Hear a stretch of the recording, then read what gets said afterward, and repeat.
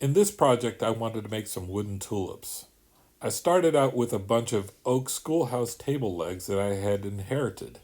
I thought this would be enough for the entire project, but it turns out that since they are tapered, I was not able to use all of the leg, and then I needed to add in some other wood too. I did not have enough oak, so I went ahead and used the pine plank that I had sitting around. The plans called for two different size blanks for the tulips. The closed and semi-closed tulips are one size, and the open flared out ones needed to be a larger size. I used oak for those. This is my journey.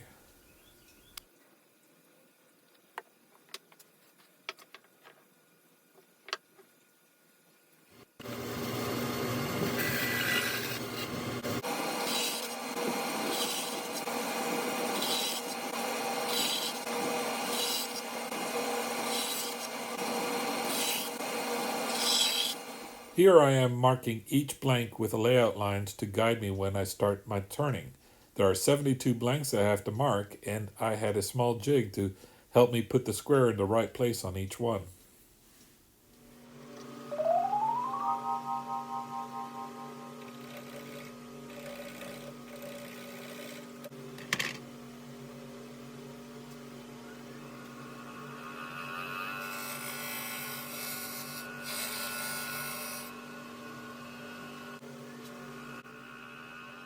This process is called inside-out turning. So what you do is you lay out your blanks with the inside quadrants facing out first, and then turn that. Later on, what we will do is break them apart, and then turn the and reassemble them with the outside facing out, and then turn the outside.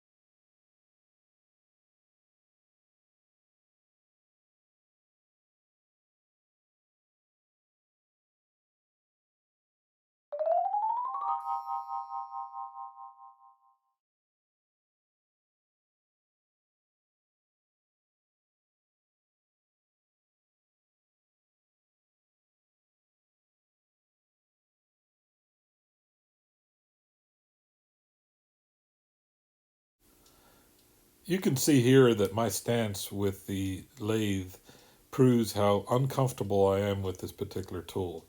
I am getting more relaxed with it, but still, I'm very tense.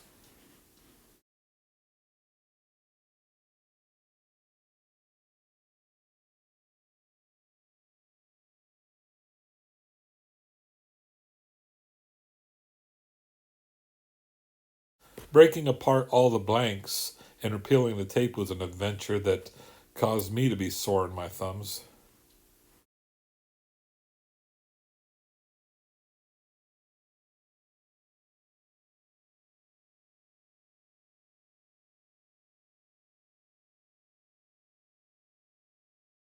I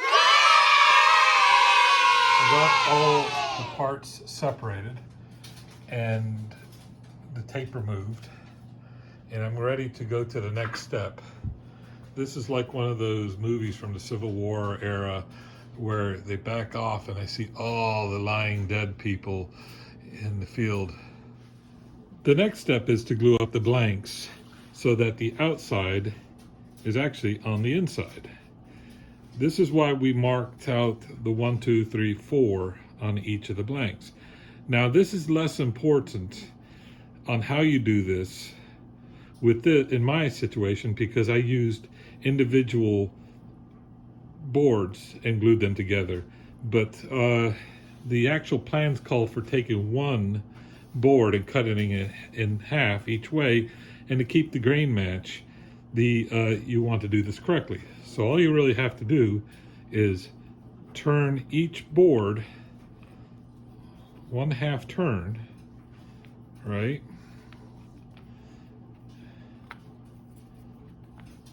So now all the markings are on the outside, and you're in here. Then you glue it up and you wait for the glue to dry. I started out making all the tulips, trying to make them as identical as possible using the template that came with the plans. However, I kind of realized you got luxury of doing whatever you want to do with something from nature, because in nature, no two tulips will be the same.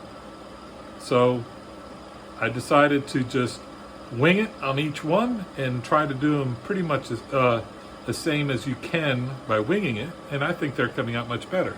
Check these out.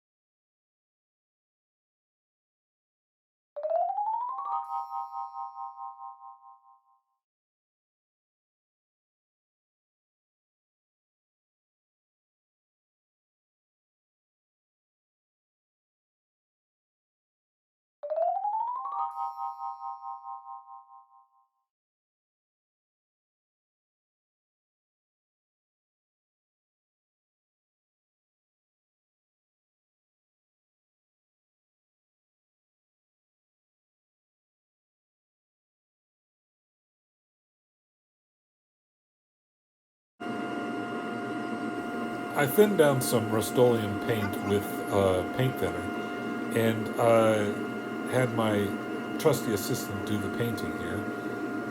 The thinned paint allowed the grain to show through on the completed project.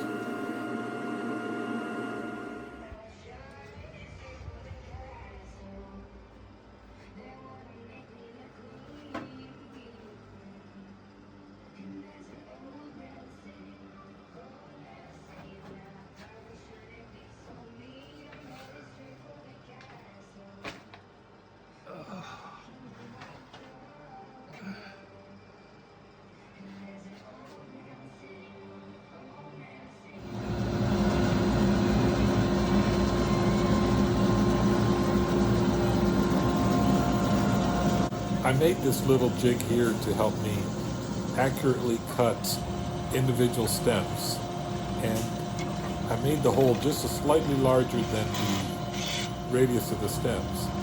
I was able to cut each one and have a nice clean cut. I like this.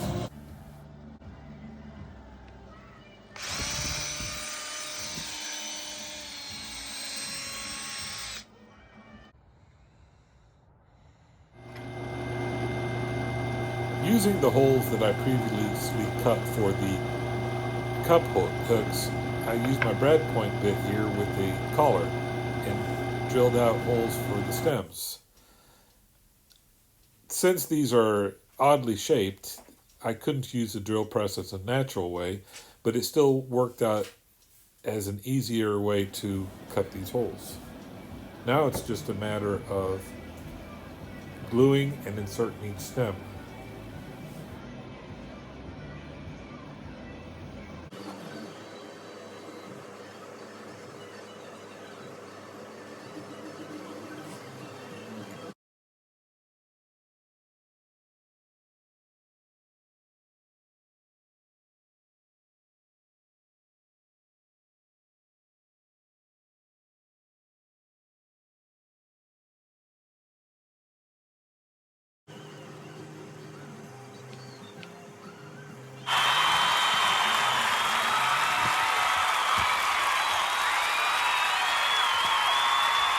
Finally, just remember, after every woodworking project, you should always count your fingers. You end with 10, good job.